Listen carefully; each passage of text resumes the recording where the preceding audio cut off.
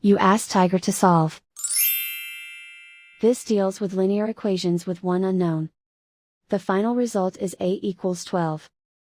Let's solve it step by step. Swap sides. Group all constants on the right side of the equation.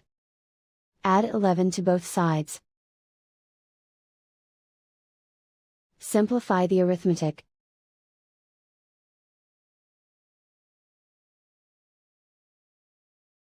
Isolate the a.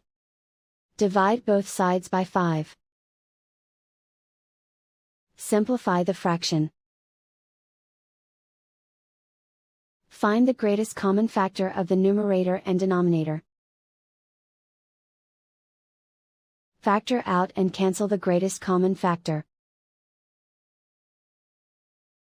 And so the final result is a equals 12.